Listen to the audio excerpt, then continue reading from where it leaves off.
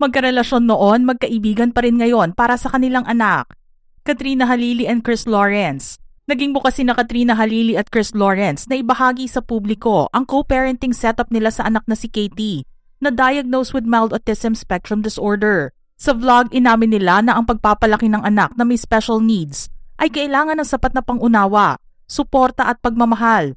Kaya naman para kina Katrina at Chris, dapat mayroon silang open communication para sa magandang desisyon para sa kanilang anak. Inilahad naman ni Katrina na siya ang terror mom, samantalang sa gentler approach naman si Chris. Magkaiba man sila ng disiplina at may balanse ang setup ng co-parenting. Ang mahalaga ay para ito sa ikabubuti ni Katie.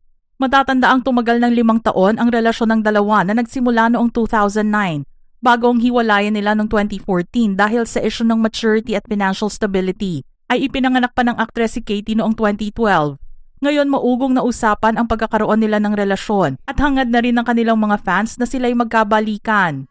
Ellen Adarna and John Lloyd Cruz. Nagpakita naman ng healthy co-parenting ang ex-couple na sina Ellen Adarna at John Lloyd Cruz para sa anak nilang si Elias.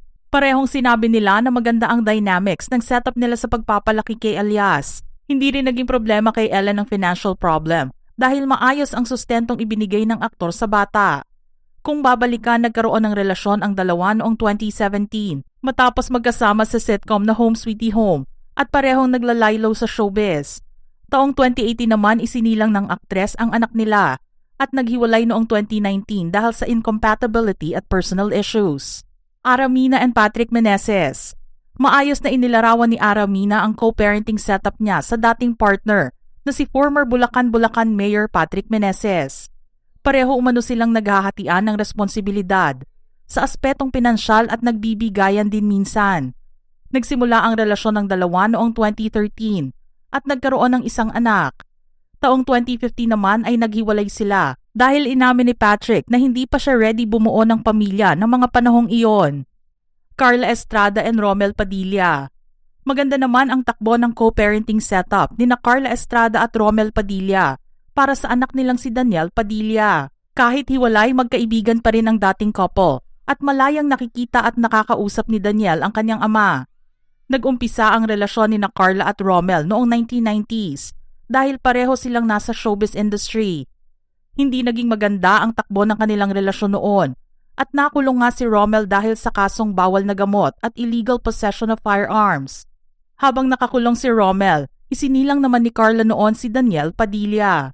Vicky Bello and Atom Henares.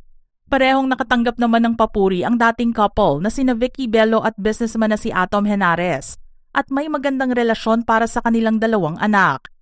Pinapanatili pa rin nila ang pagkakaunawaan para sa mga anak.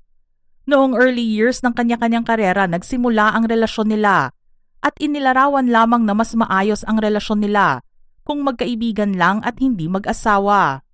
Janice de Belen and Aga Mulak. Maganda ang estado ng co-parenting ng dating couple na sina Janice de Belen at Aga Mulak para sa anak nilang si Luigi. Pareho nilang sinusuportahan ang anak sa mga pangarap nito. Matatanda ang nagsimula ang relasyon ng dalawa noong teenage years nila, taong 1980s. Naghiwalay naman dahil mga bata pa sila nang panahong nagkaroon sila ng anak. Jeneline Mercado and Patrick Garcia. Positibo naman ang co-parenting setup ng ex-partner na si Jeneline Mercado at Patrick Garcia para sa anak nilang si Alex Jazz.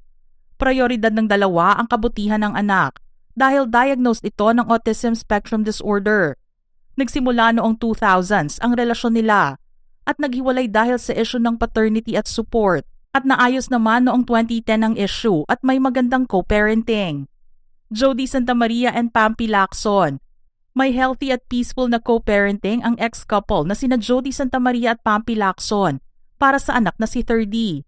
Sa kabila ng 2011 separation at 2024 annulment, nakafocus pa rin ang magandang ugnayan nila sa anak. Ikinasal sila noong 2005 at naghiwalay noong 2011 dahil sa personal immaturity. Andy Eigenman and Jake Ejercito. May open communication naman ang dating couple na sina Andy at Jake sa co-parenting setup nila para sa anak na si Ellie. Mayroong flexible setup ang dalawa upang may sapat na oras na makasama nila ang anak.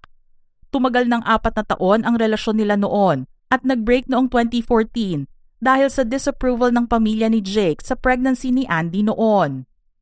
Michelle Van Imeren and Ogie Alcacid.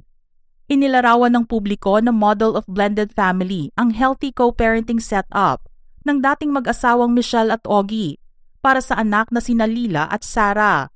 Ikinasal sila noong 1996 at naghiwalay noong 2007 dahil sa personal pain sa kanilang married life noon. Ano ang masasabi nyo sa mga magkarelasyon noon pero magkaibigan pa rin ngayon para sa mga anak nila?